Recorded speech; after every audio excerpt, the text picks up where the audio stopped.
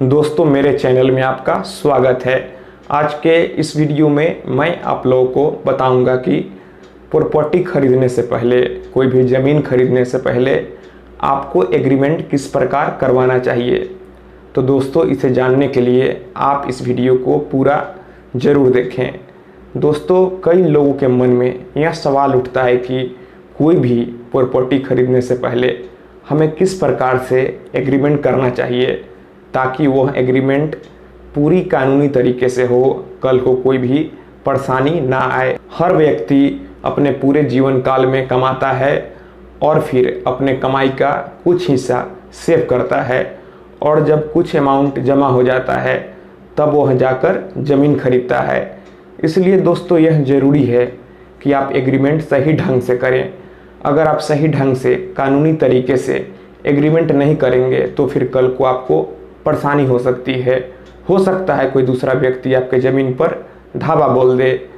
इसलिए अगर आप पूरी कानूनी तरीके से एग्रीमेंट करेंगे तो कोई भी दूसरा व्यक्ति आपके ज़मीन पर अपना अधिकार नहीं बता सकता है या फिर किसी भी तरीके से आपको परेशान नहीं कर सकता है। दोस्तों, अगर आप ज़मीन खरीदना चाहते हैं या फिर बेचना चाहते हैं और फिर उसके लिए आप हमसे एग्रीमेंट बनवाना चाहते हैं, आप चाहते हैं कि आपको किसी भी तरह का कोई भी परेशानी नहीं हो और पूरे कानूनी तरीके से एग्रीमेंट बने, तो फिर अभी जो स्क्रीन पर ईमेल आईडी दिख रहा है आप उस पर हमें मेल कर सकते हैं, या फिर मेरा इंस्टा आईडी है Pritesh1584, आप उस पर हमें फॉलो करके भी हमसे बात कर सकते हैं। दोस्तों, एग्रीमेंट पूरे कानूनी तरीके से हो, इसके लिए सबसे पहले आपको समझना होगा कि कौन कौन व्यक्ति एग्रीमेंट कर सकता है और कौन कौन नहीं।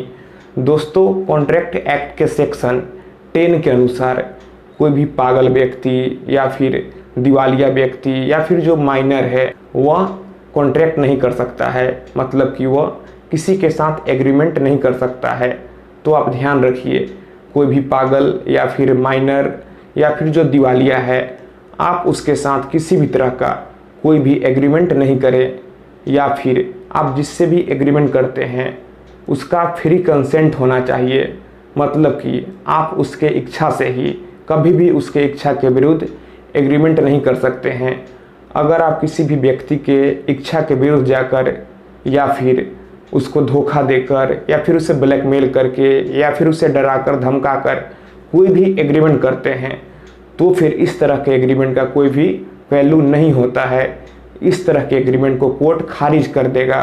फिर उसके बाद एग्रीमेंट में दोनों पार्टी का नाम, पता, उम्र, सभी चीज़ क्लियर मेंशन होना चाहिए, और फिर प्रॉपर्टी से कोई भी रिलेटेड चीज़ को नहीं छिपाना चाहिए। जैसे हो सकता है किसी केस में प्रॉपर्टी पर किसी भी तरह का कोई भी लोन ही चल रहा हो, या फिर कोई प्रॉपर्टी के नाम पर प्रॉपर्टी को बंधक रख के लोन ही लिया हो।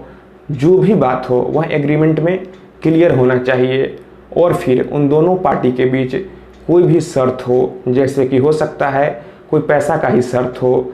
कई बार दोस्तों आपने यह देखा होगा कि ज़मीन लेने से पहले ही कुछ एडवांस के तौर पर पैसा दे दिया जाता है, फिर ज़मीन का रजिस्ट्री होने के बाद बाकी पैसा दिया जाता है। तो जो भी शर्त है, जो भी कंडीशन है, आप सभी बातों को एग्रीमेंट में लिख दें, उसे अच्छे से मेंशन करवा लें।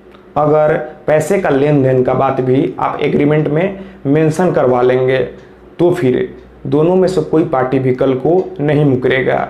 उसके बाद आप एग्रीमेंट पर मिनिमम 2 गवाह का, 2 विटनेस का सिग्नेचर करवा लें, और अगर संभव हो तो उनका कोई आई कार्ड भी ले लें, और विटनेस का भी नाम, पता, एड्रेस, सारे चीज़ क्लियर कट मेंशन करें। अब सबसे मुख्य सवाल उठता है कि हम जो एग्रीमेंट करते हैं वह कितने रुपए के स्टाम्प पेपर पर करना चाहिए। बहुत लोग इसी पर कंफ्यूज कर जाते हैं। दोस्तों, बहुत लोग पैसा बचाने के चक्कर में जितना का मन किया, जितना उनका सहूलियत हुआ, उतने के स्टाम्प पेपर पर एग्रीमेंट कर लेते हैं, जो कि सरासर गलत है। कानून में उसका कोई भी वैल्यू नहीं है। देखिए, हर राज्य सरकार डिसाइड करती है, निर्धारित करती है कि कितने हज़ार रुपये के स्टाम्प पेपर पर, कितने रुपए के स्टाम्प पर एग्रीमेंट ज़मीन के लिए बनवाना चाहिए। जो राज्य सरकार निर्धारित करती है आपको उतने रुपए के स्टाम्प पेपर पर ही एग्रीमेंट बनवाना चाहिए। अधिकतर राज्यों में 5,000 रुपये के स्टाम्प पेपर पर एग्रीमेंट बनवाया जाता है। तो फिर किस राज्य में कितने रुपए के स्टाम्प पेपर पर एग्रीमेंट बनता है, आप पहले यह पता कर लें और फिर उसके बाद उतने रुपए के स्टाम्प पेपर पर ही एग्रीमेंट बनवाएं।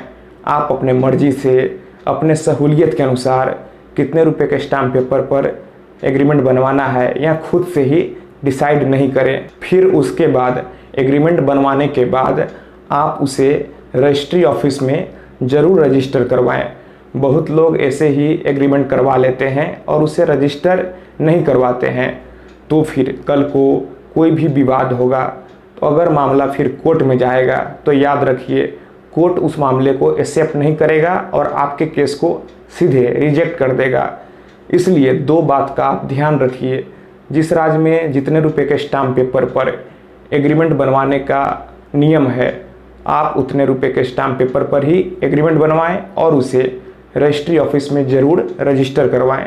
तो दोस्तों, ज़मीन लेने या फिर बेचने के लिए जिस राज्य में जितने रुपए के स्टाम्प पेपर पर एग्रीमेंट बनवाने का प्रोविज़न है, आप उतने रुपए के स्टाम्प पेपर पर ही एग्रीमेंट बनवाएं और आप किसी भी पागल व्यक्ति, दिवालिया व्यक्ति या फिर किसी माइनर व्यक्ति के साथ एग्रीमेंट ना करें और उस एग्रीमेंट को रजिस्ट्री ऑफिस में ज़रूर रजिस्टर करवाएं और आप हर बात को एग्रीमेंट में मेंशन करें ताकि कल को कोई भी विवाद ना हो और पैसे के लेन देन के बात को आप एकदम क्लियर रखें।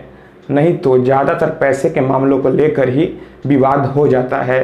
तो दोस्तों, अगर आप इन सभी बातों का ध्यान रखेंगे तो आपके साथ धोखाधड़ी, किसी भी तरह का कोई भी चीट होने का चांस बहुत ही कम रहेगा। और अगर कोई करना भी चाहेगा और अगर मामला कोर्ट में भी जाएगा तो फिर निश्चित ही जीत आपकी होगी। इसलिए आप थोड़ा जागरूक बने और मैंने जो जो बात बताया उसे ज़रूर ध्यान रखें। तो दोस्तों, मैं आशा करता हूँ आपको यह वीडियो पसंद आई होगी। अगर आपको लगता है कि यह वीडियो आपके काम की है और दूसरे के भी काम आ सकती है तो फिर आप निश्चित ही इस वीडियो को अपने दोस्तों और रिश्तेदारों में शेयर करें।